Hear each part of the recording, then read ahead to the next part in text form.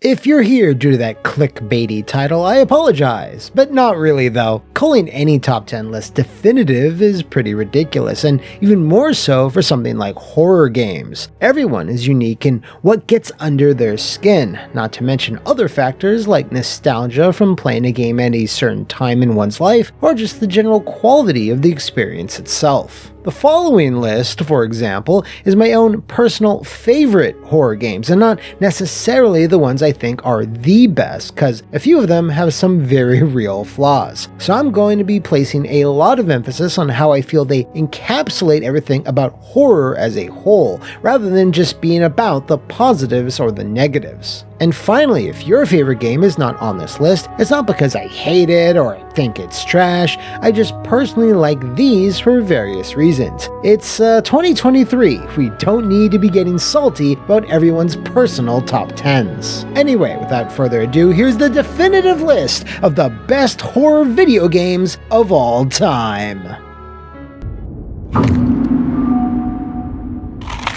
While most of the titles in FromSoft's Souls series have horror elements to them, I think in that regard, everyone can agree none of them can touch the mighty Bloodborne. Werewolves, zombies, witches, giant pigs, crows that can't walk, and all manner of tentacled monstrosity. If you're even remotely interested in the macabre, there's something for you here. Personally, it was the narrative that first drew me in, because while it leaves a lot open for interpretation, it still has a more focused group of characters, factions, and lore that was a bit easier for me to digest than pretty much every single entry in the Dark Souls series. There are some moments in Bloodborne that absolutely rank up there with the most unsettling ever committed to digital memory, like being grabbed by an invisible amygdala for the first time and being so confused, encountering the off-putting pulsations of the brain of Mensis, and finally fighting one of my favorite bosses of all time, my beloved Lumpy Space Princess. Oh my glob, look at those luscious lips. The only reason why Bloodborne is placed here at number 10 is that it still skews heavily towards an action RPG, and after sufficiently leveling up and repetitively fighting the same monsters and bosses, the fear and threat of death slowly ebbs away, but still, the Atmos, monster design, and general theme are so strong that I feel it absolutely deserves a place here. Also, if you have no desire to play Soulsborne games but still enjoy horror and horror-adjacent material, absolutely check out a Let's Play of it, like this one here, done by some obscure cosplayer. I'm not sure why Sony still refuses to remaster Bloodborne, but hey, maybe one day their eyes will finally open. I don't think I need to say this, but I will anyway. I'm a fan of hockey masks, 80s summer camps, and Fridays that happen to fall on the 13th. While nowadays it seems like a new asymmetrical multiplayer horror game is launching every single week, for me, nothing yet has topped Jason Voorhees' stab at the genre with Friday the 13th, the game. I make no illusions here, its launch was undeniably rough, and the game's death was even more messy and, well, disappointing, although that last aspect can't really be lobbied against it. Where the game shined though was in the attention to detail and recreating the look and feel of the Friday franchise via the authentic music, the over-the-top kills mocap by KNIGH, and the intricately modeled cabin interiors and landmarks. Matches could end in a multitude of ways as well, like escaping via boat, 2 different cars, cop rescue, surviving until the time limit, or even managing to take out Jason, which gave the game this unpredictability that all of its contemporaries lacked. The fact that you could also slash and stalk or run and hide through small and large map variants with 7 players and 1 killer produced this unique sort of chaos that I still really enjoy. I also have to shout out the single-player content like the virtual cabin, which was a really neat idea, the offline bots that were always handy to practice on, and of course the challenge missions, where you played as a Jason/Agent 47 hybrid. I played Friday the 13th, the game, every single night with Crimetina for like a year straight, and even when it was announced that the developers could no longer legally support the game with new content, we still went back for a few more matches on the Xbox, not even a few months ago, to relive all the slashy, washy fun we had in 2018. The game has some rough edges for sure, but I feel it more than made up for them with sheer fun, a heavy dose of nostalgia for the films, and of course a ton of pulsating heart.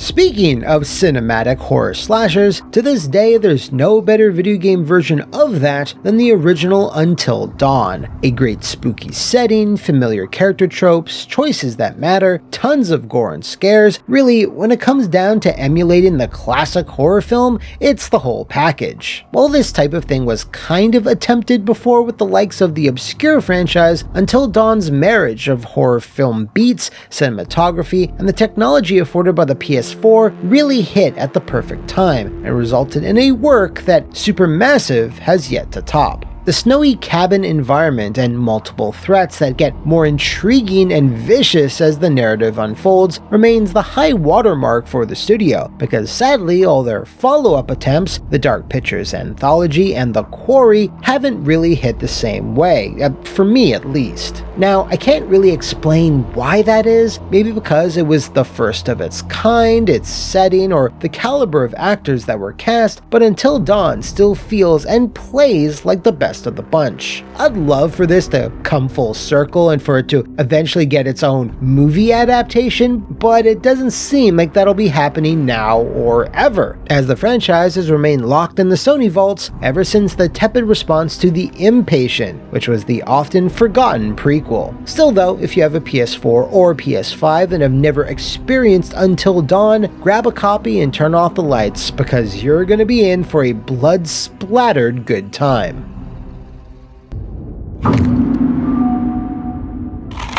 13 years on, and Alan Wake is still with me. Sure, the game's gunplay gets awfully monotonous in the last few hours, and it offers very little in terms of enemy diversity, but nobody tells a story quite like Remedy Entertainment. I remember being blown away by the set pieces, atmosphere, and the amazing lighting effects Alan Wake flaunted back in 2010, and was very pleased all that stuff remained impressive with the recent remaster. There's such a distinct mood and vibe with this one, and while it certainly shares a lot in common with Max Payne and the other one, but Alan is a much more nuanced protag, and uncovering his backstory and delving into his psyche was, and still is, a real trip. Presentation-wise, few visuals in horror gaming have measured up to the rattling, windswept forests of Bright Falls, which still sends chills up my spine every time I see it. Forests at night are still the scariest thing ever, and this isn't up for debate. As mentioned earlier, while Mr. Wake's shooting mechanics do run out of steam in the closing hours, the game's high points nevertheless cast a big shadow over its shortcomings. While I was less of a fan of American Nightmare, and I'm still kinda worried about the forthcoming sequel, please be good for the love of God, please be good, the original will remain an undeniable horror classic.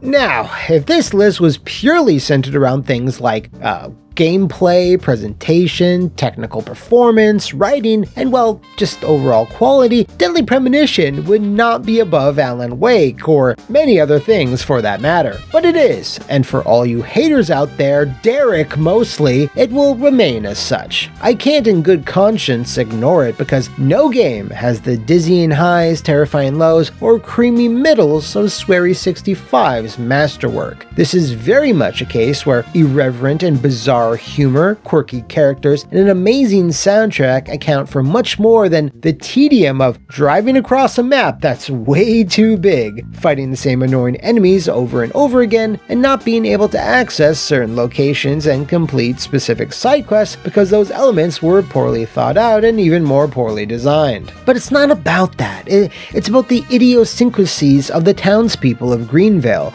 the stilted voice acting, the obscure references, the whodunit nature of the story, and the complete reliance on Twin Peaks as the source material. Damn good coffee. and hot. Despite all the goofiness though, there are certainly still some horrific scenes, gory deaths, and appropriately unnerving moments. It's just that they're broken up by long conversations about buttery biscuits and the finer points of the movie Tremors. Wait, Zach. Sounds a lot like the movie Tremors. I think that one was back in '89, directed by Ron Underwood. Now that was a great role for Kevin Bacon. Masterpiece. What the hell are they? Sons of bitches. There will never, ever be a game quite like Deadly Premonition because it was made under duress, and Swery and his team tried their hardest to make the best game they could. Hell, even the sequel, despite some fun moments, failed to live up to the legacy of the original, so that just proves there's no substitute for a good cup of coffee and breathing in a crisp spring morning.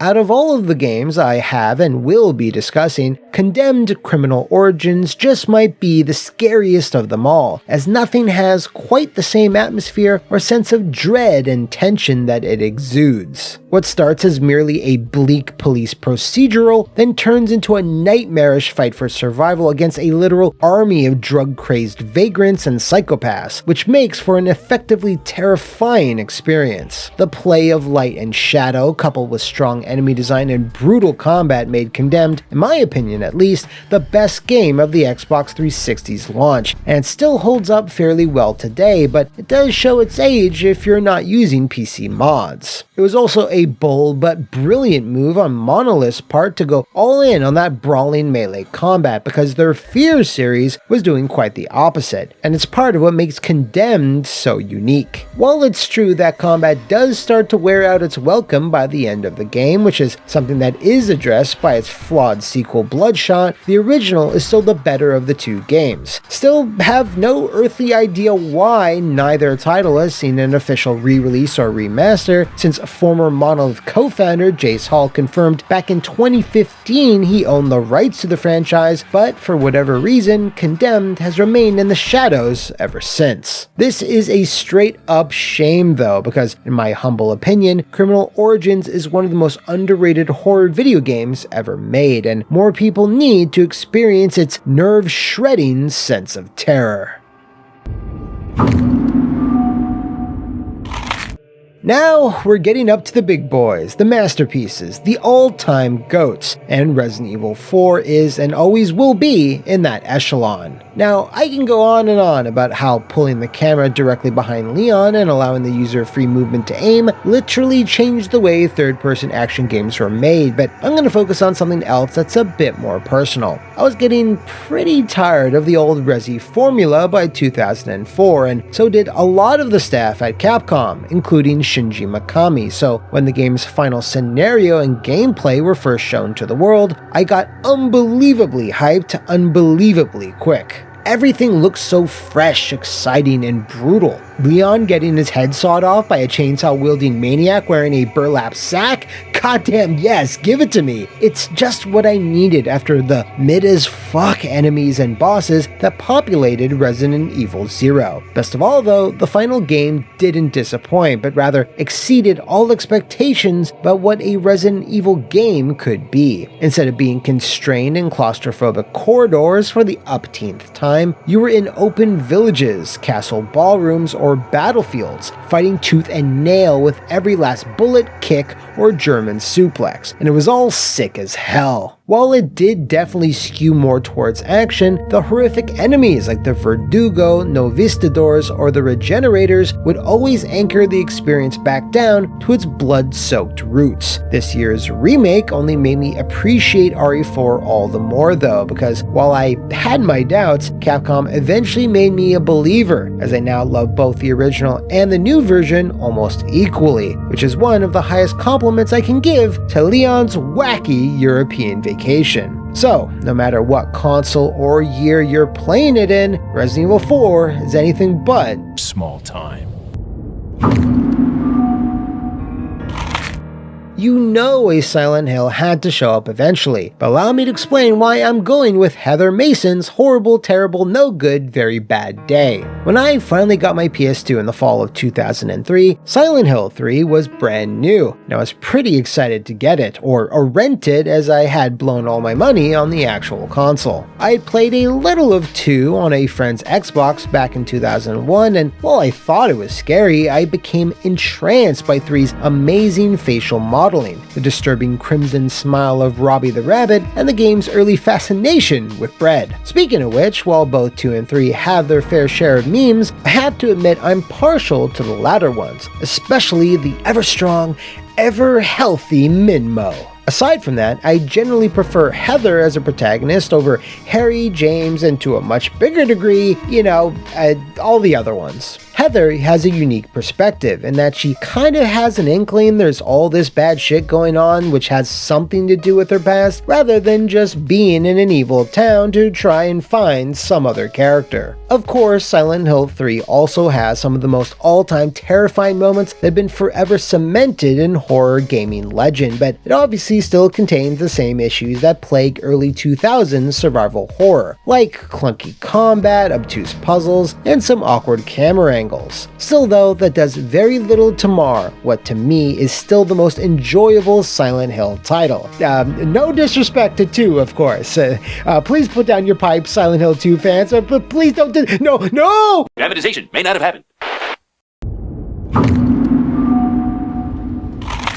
I cannot overemphasize how hyped I was for 2002's Eternal Darkness, Sanity's Requiem. I had followed the game all throughout its life as an N64 title, and when it was eventually delayed and became a GameCube exclusive, that only increased my excitement. I watched off-screen show floor videos from E3, and even had a folder on my computer that was filled with trailers and gameplay footage that I would constantly rewatch. Fortunately, despite a few rough edges, I came away immensely impressed and disturbed with what I played. Sanity's Requiem was one, if not the earliest exposure I had to the general themes and madness of the works of Lovecraft, which was best exemplified when you entered the monolithic, endless alien city underneath the game's central hub, the Roivas estate. I had also never played a game that had this sense of scale, where the story played out through thousands of years of human history and through 12 different characters, each with their own strengths and weaknesses. The overwrought but memorable dialogue, the absolutely dread-dripping score, and the incredibly solid voice acting from much of the Metal Gear Solid cast was a huge component as well, but really, for me, it was the much-touted sanity effects that were the pièce de résistance. These terrified me back in the day, especially the more subtle ones, and quickly became a feature I wanted to see in more and more games, and while that did happen throughout the years more or less, nothing quite had the showmanship or entertainment value as the ones in Eternal Darkness. There are a few snags though, like the overly complicated magic system, as well as some issues with the combat and a few irritating enemy types, but fortunately these are all things you can adjust to if you just apply yourself a little bit, Derek. Overall though, Eternal Darkness remains a special experience in the world of horror, and as a final note, shortly after the game's initial launch, I wanted nothing more than to work for Silicon Knights, which is something I'm now fine with not having worked out.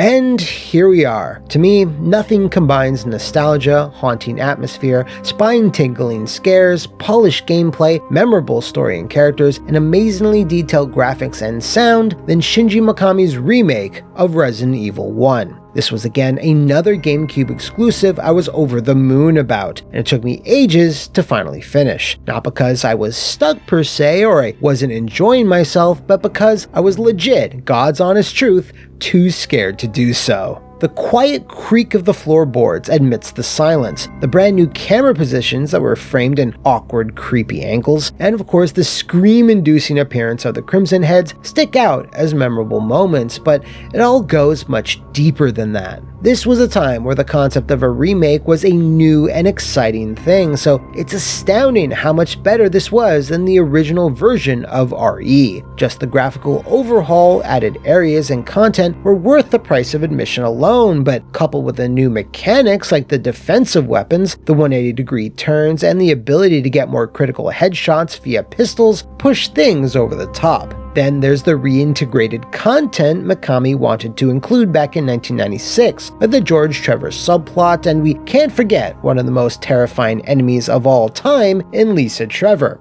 who was ruined in that awful reboot movie I had almost forgotten about until writing this very sentence. Damn it! All of this was game-changing when I first played this remake, and it cemented me as a lifelong fan of the franchise. I mean, sure, I had played RE2, 3, and Code Veronica before this, but Remake was the one that really took a hold over me. So you can imagine that I was very pleased when Capcom gave a lot of extra love and attention to the HD version from a few years back, making the game more easily available, which has allowed everyone the opportunity to re-enter the world of survival horror.